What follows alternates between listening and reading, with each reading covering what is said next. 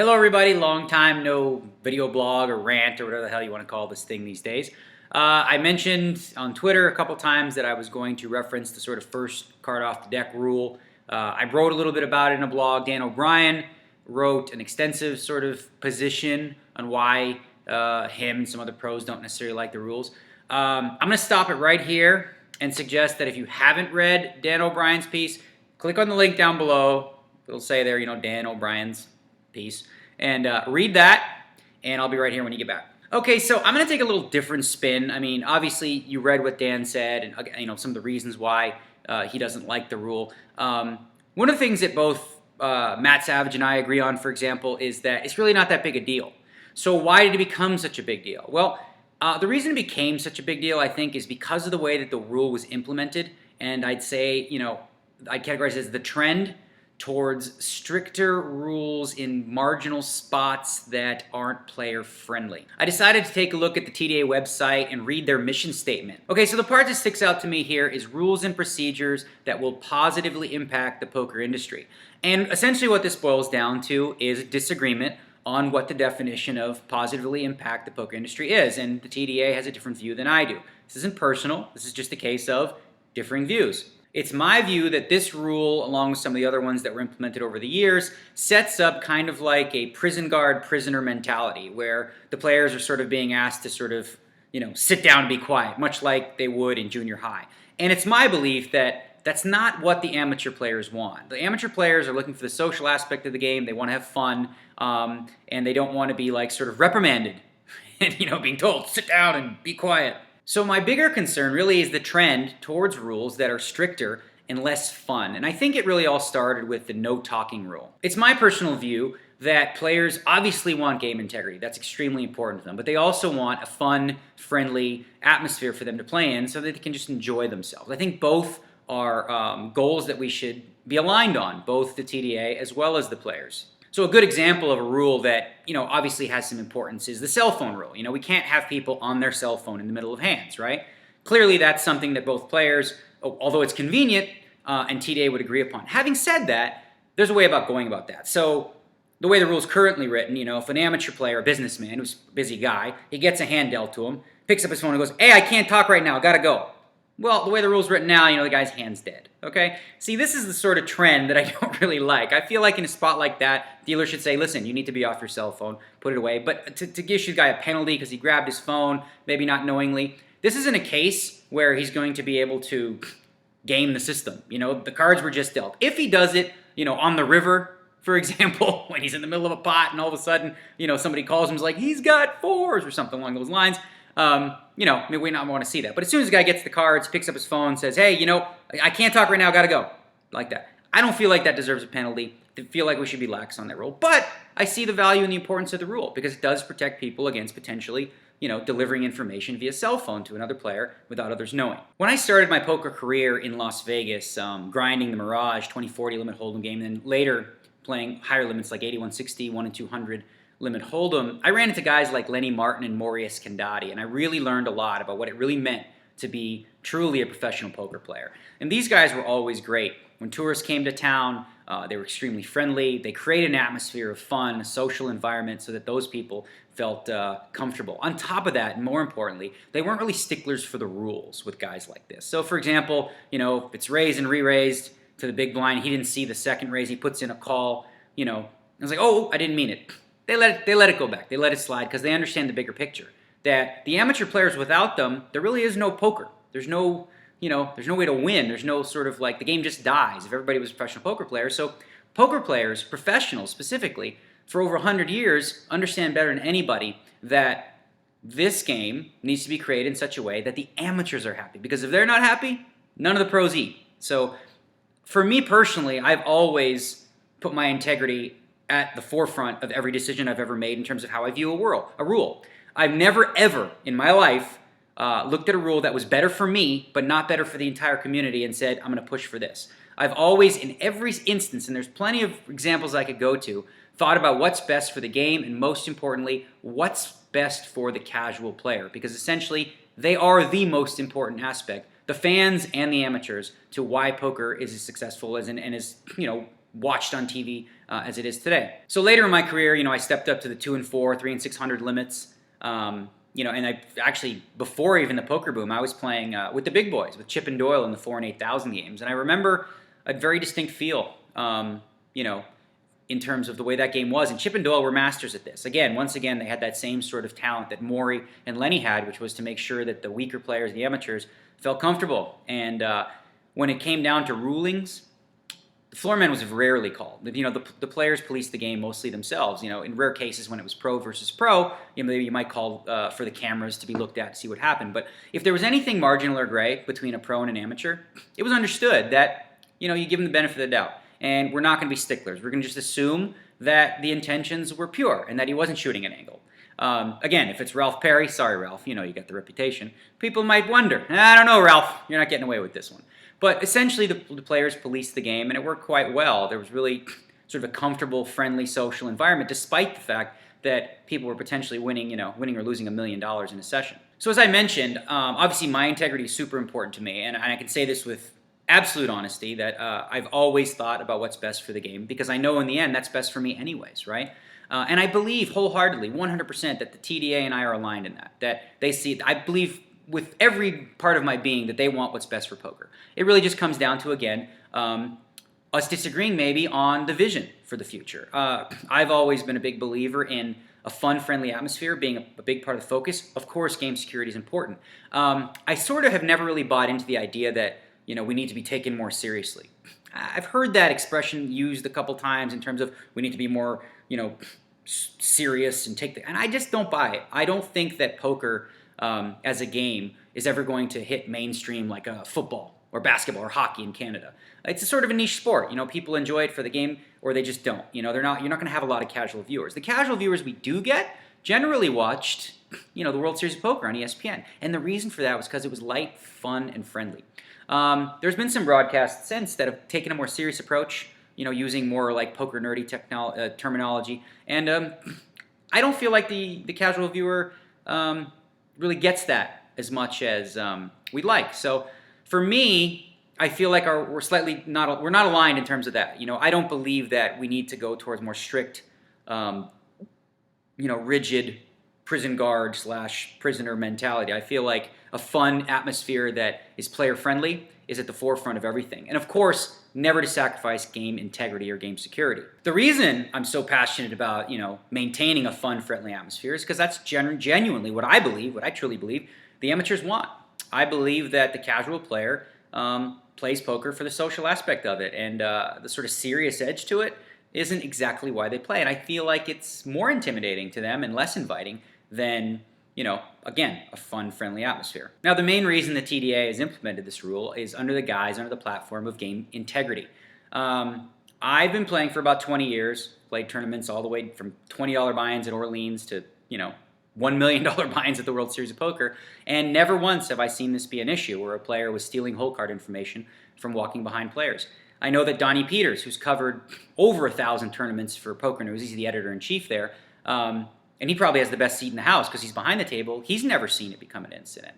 Ty Stewart, in the World Series of Poker, they've been around for 40-plus years, and there's never been one recorded incident of a player using this tactic to cheat by collecting, hole card info. So I certainly don't feel like it was a pressing issue, and I know that, Linda Johnson's going to have a different approach. She believes that it is, and again, from my experience, I can say that I've never seen it, and the people that I know are in the same boat. And I don't deny the fact that maybe she's seen people's hole cards. I've never done it. I've never, ever walked behind the table and seen someone's hole cards. I choose not to look that way, and if I did, I probably would say something, but it's just never happened. So again, the issue is not a big deal, as Matt said previously, and it's certainly not something that has ever been recorded into history as being a pressing issue that needed to be addressed. And besides, if this was an issue and somebody was doing this, I'm a firm believer in penalizing the cheater and not the hole. I don't feel like it's the right approach to just, penalize the masses. If you see somebody cheating this way where he's looking around and he's going like this, it's pretty easy to catch, and if you see that, draw attention to it, call the floor man over, give this guy a penalty. Don't penalize the entire room by killing more hands. I think the last thing we want to do in tournament poker is kill more hands. A lot of the TDA rules, as Dan pointed out, are designed to protect against the killing hands. So this one just isn't in line with that, because there's just the bottom line fact is with less time, more hands are going to be killed, and I just don't think that's in the best interest of a fun, friendly atmosphere for amateurs and pros alike. So it feels like sort of the game integrity issue is the prime, selling point that the TDA offers, and I believe it's a very slippery slope. I certainly don't think this rule addresses the intended purpose, because people are still allowed to stand by their chair, and when you're standing by your chair, you could still, lean over and see someone's hole cards, and the way the rule is written, that's still legal. So I don't feel like it solves the intended purpose. More importantly, if game integrity and security was really such a hot button issue, then there's a much bigger one that I can share with you right now. When a guy leans back in his chair with sunglasses on, that combination, he's way more likely to be able to steal hole card information from players all the way down the line. If I'm in the 6th seat and I'm leaning back, the guys in the 3, 4, and 5, I can see the cards coming in when they're peeking at it. It's a much bigger issue if it was going to be an issue. Having said that, that's not something I would push to ban. I mean, I don't think it's right to say, you can't lean back in your chair. Players have to be protecting their own hand. More importantly, as much as in my best interest, it would be better to ban sunglasses completely, I realize that that's not what the amateurs want. It's a crutch for a lot of people. It makes them feel more comfortable when they're playing at the table. So while that's something that personally I'm against, I would never really push for that, and I leave it alone. It's one of those issues where, the amateurs want to wear sunglasses, let them wear sunglasses. I'm not going to be a guy who's going to go on a rampage. And again, in specific shows with just pros, like the big game, I did push for no sunglasses. It was a unique environment where pros got to choose to be there. In terms of the amateurs, I think, if they want to wear sunglasses, let them wear it. I'm not going to push against that issue, despite the fact that's clearly a rule. If we ban sunglasses, that would benefit me, being able to see opponent's eyes, make them more uncomfortable. But clearly, a guy wearing sunglasses, aside from the fact that, it's easier to spot marked cards and lean back in your chair and see your opponent's cards, if game integrity was such an issue, why are we not fighting this? Or is that the next plan at the next TDA Summit meeting, where they're going to say, Daniel's right, we're going to ban sunglasses and leaning back in your chair, and we're going to bolt everybody down. I don't know, but clearly it seems like that's a much bigger breach of game security and integrity than this rule that has been implemented in terms of the first card off the deck rule. The real disconnect for me in the TDA came in 2006 when Jamie Gold was on ESPN, and he was talking a lot, and he was revealing hole card information, and there's a lot of spots where he crossed the line and was colluding to some degree. I believe the TDA made a knee-jerk reaction, and because of one man, 30-plus years of tournament poker history in terms of what players were allowed to say and do in a hand was changed. So rather than penalize the player, they chose to penalize professionals and amateurs alike who, use table talk as part of their psychological warfare in the middle of a hand. Now, the rule that the TDA put into place is one that I don't feel like has ever been enforced properly, and I would be happy to bet a large sum of money that I could take the big four, the creators of the TDA, Matt Savage, Dave Lamb, Jan Fisher, and Linda Johnson, and I'll create a 5 or 10 hand quiz in terms of a player speaking during a hand, and I will bet a large sum of money that all 4 of you will come up with different answers as to what's okay and what's not okay. You're all going to, rule differently, which puts the player in a very uncomfortable position, because you don't really know, what you can and what you can't say, because it's so ambiguous and it's going to be enforced so erratically. And I don't believe that they would accept this challenge, because it would really expose the fact that the rule is unenforceable in the way that it's written now. It's not that it's unenforceable, actually, I should correct that. It's just that it's not going to be enforced consistently across the board. Like, one tournament director may say, oh my gosh, every time I have aces, this flush card comes on the river, and I always get beat. Now, some tournament directors may say, well, he just revealed that he has a pair of aces, despite the fact that the guy's all in already. That's a penalty. Others may say, you know what, let that go. He didn't mean it that way. So again, it really comes down to, are we supposed to, like baseball players, figure out which tournament director's strike zone is wider than the other? That leaves us in a really uncomfortable position, and it's not. I know this is not what the TDA intended. The TDA wants to create standardized rules so we're all on the same page. And this is one that, the way it was written, clearly is unenforceable in the way that they intended it to be. Okay, in this next clip, I want to share with you a hand between myself and Jason Kalkanis on the PokerStars.net big game, where we break probably about 100 TDA rules. Granted, this is in a cash game, so the setting's different, but let's take a look. 5,000. This is reminiscent of a typical hand from Negreanu.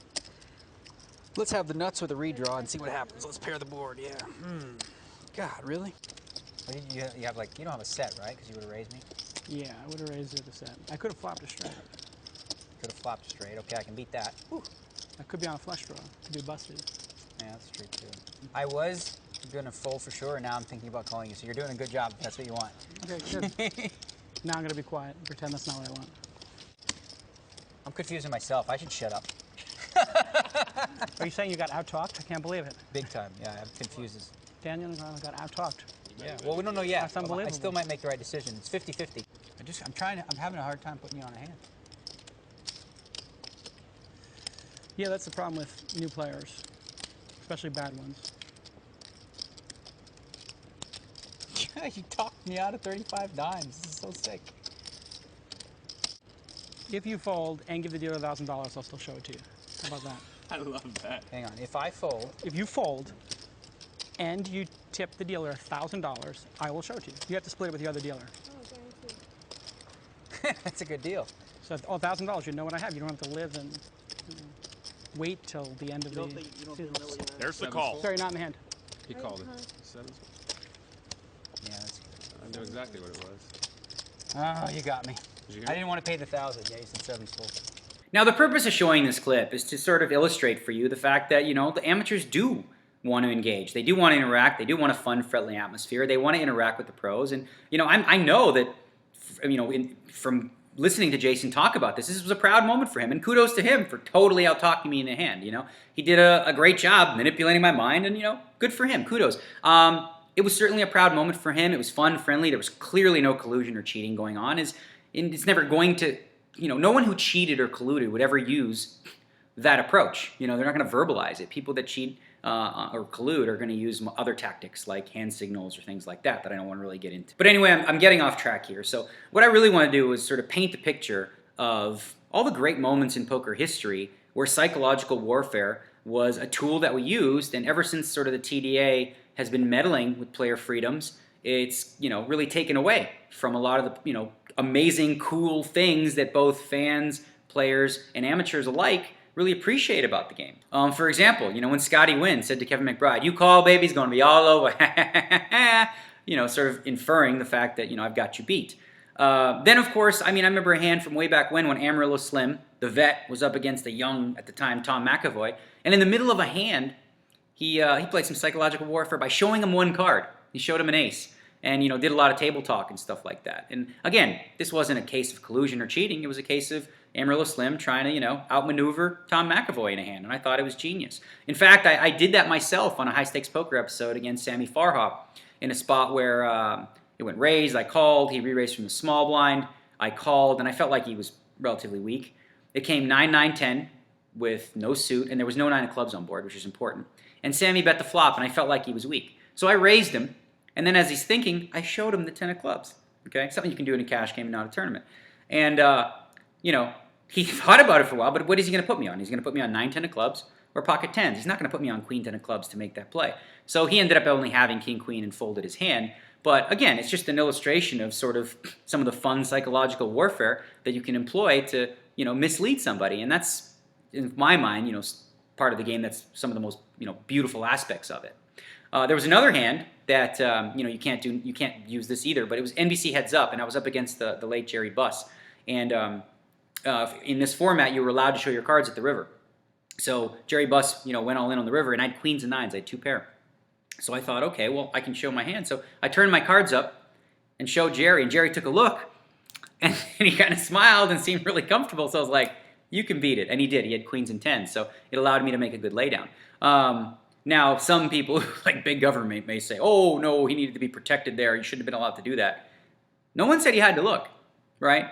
You know, any player has the right to just go like this and look down and not say a word. So I don't feel like they need to be babysat and protected. I think, you know, Jerry's a grown man, or pardon me, was a grown man who was very successful in his life and didn't need to be babysat and have his hand held. You know, he had a choice there. He could look, give me a reaction, or choose not to do anything at all. So the point of me going down that road was that all these rules that were sort of implemented to stop people from, you know, showing a card or, you know, talking during a hand or changing from first card, you know, to last card are done under the, you know, the platform and the guise of game integrity and game security. And I find it to be a really flimsy excuse that does not hold up under scrutiny. The good news is Ty Stewart tweeted that he's not going to be using the first card off the deck rule at the World Series of Poker, which is the world's biggest stage. And I want to first and foremost say that I had nothing to do with this. I didn't even speak to Ty about this. He came to this decision based on his own read of the situation and the fact that he is a believer in the same thing that I am, that a fun, friendly atmosphere is what the World Series of Poker is all about. And I want to say kudos to Ty for really standing for what's best for the players in his eyes and not sort of succumbing to the idea that he has to adapt rules that he just personally doesn't believe in and doesn't believe that's what's best for the World Series of Poker. So I'm thankful to that. Outside of the World Series of Poker, really the only new tour that's going to be implementing this rule that would affect me personally is the World Poker Tour, and I really don't play nearly as many of those as I used to. As far as the EPT, the European Poker Tour, it's been on the tour for a couple years. I've been forced to adapt. I don't even bother having that conversation. It's, they see things differently than I do, and I don't have much say in the matter, so it is what it is, and I just, adapt, and I conform to it. I'm just thankful that at the World Series of Poker, we won't be subject to this, because it does affect me there. I mean, there are moments where, often at the World Series of Poker, again, it's the biggest spectacle in the world for poker. You got 30, 40 people on the rail sometimes coming from all walks of life and driving up just to, meet their favorite players. And I'll often get up in the middle of hands and I'll sign some autographs, chit-chat with them a little bit in between hands. And the reason I do it in between hands, people say, well, why don't you do it on the breaks? Well, sometimes we get 15, 20-minute breaks, okay? My first and foremost goal is to win the tournament, right? Well, that break, I need to pee, and I need to nourish myself. I need to, really actually just get my break. And if I were to wait to the breaks, I would have to cut people off, and I don't want to be rude, and I don't want to do that. So really the best time for me is, in the middle of a hand when I feel like I can get up, I can go talk to somebody. The way the old rule was is real simple. Someone's taking a picture. Sometimes the flash doesn't work. It takes a couple extra seconds. Well, then I don't know when a hand's going to end. So now they're on the turn. All of a sudden it's folded. Dealer shuffles up and scrambles. I can stand there and not be rude and be like, I got to run. Let the person take the picture and still have that extra 6 seconds, maybe 6 to 10 seconds to get to my seat in time to get the next hand without having it killed. Now, I realize that's a problem that's not for everybody, but as Dan O'Brien pointed out in his written work, it affects the amateur as well in a lot of cases. Imagine a guy from St. Louis just loses a monster pot, brutal pot, He goes over to his rail where he's got 10, 15 of his friends and family and his wife to console him. He goes over there and he's like, I wish the guy would have folded. I had him and he got lucky, blah, blah, blah. Now he walks back to his hand and the dealer says, I'm sorry, sir. He doesn't even have cards in front of him yet, But the dealer says, I'm sorry, sir. You're going to have to forfeit your big blind because you weren't in your seat or at your seat by the time the first card came off the deck. I just think that's cold-blooded, man. I just do. I just don't see that, when I look at the game security issue versus just the common sense and fun, friendly atmosphere and let's chillax, I just think it's a no-brainer. I think we're overstepping our boundaries by killing the guy's hand. I just think it's too much, and it's just not the right approach. So that's it for me. I mean, I don't really have much more to say about it. Again, as I said, it's not going to really affect me all that much in the long run. And it's not personal. I was actually surprised to see how personal some of the members of the TDA took it. It's my personal belief that yes, I do believe that the professional poker players know what's best for the game more than the TDA. I could be wrong. I'm open to that. I'm open to the TDA knowing what's in our best interest more than we do. I'm open to that. I don't believe it, but that's why we have debate, and that's why we have the freedom of social media to discuss these types of things. And as Dan O'Brien said, I think one of the best ways to move forward from this is to learn the lesson that before a sort of a change like this is made, give the players 30 days notice so that they can make an argument and a discussion that they can present at the TDA Summit. I know that Matt, threw out some tweets and things about players being able to come. Again, it's during the World Series of Poker. Most of these players are, making their yearly salary during the World Series of Poker. So if they're going to take time out of their schedule to, TDA Summit, I don't know, it was like 4 or 6 hours, they want to at least know, well, what's being debated? What major rule changes are being introduced? And if they were to do that, they would have heard all these arguments during that 30-day period, and at least we could have had our case rather than when it's too late. Because I didn't know anything about it. I had no idea that they were going to do this, and neither did all the other players. So when we heard, we were kind of outraged. Yeah, we knew that it was on the EPT, but again, like I said, that's not something where I have much say. I don't really. It's just like whatever they want to do, they do. I can't really affect any change there. But the TDA is a spot where they do welcome players, and I have attended a summit once in the past, and I will in the future if I'm welcome too. And if I know in advance that there's sort of a rule I'm passionate about and want to share my 2 cents. So again, that's the end of it for me. I've really got nothing more to say about it. It's been such a silly issue because it really, like as we said, Matt and I both agree, it's not a big deal. We've really beaten a dead horse here. And I'd like to move forward with a different kind of video blog. And I had so much more to say, but we're at like way too long right now. So I'll leave you guys with that, and I'll throw together another video, maybe from Toronto, on my first stop of my 6-week journey. That's going to see me be in Europe for a big part of it, and I've got a lot on the line. Player of the Year awards, both bluff and card player. I'm number 1 right now. Number 2 on GPI Player of the Year, as well as the GPI index.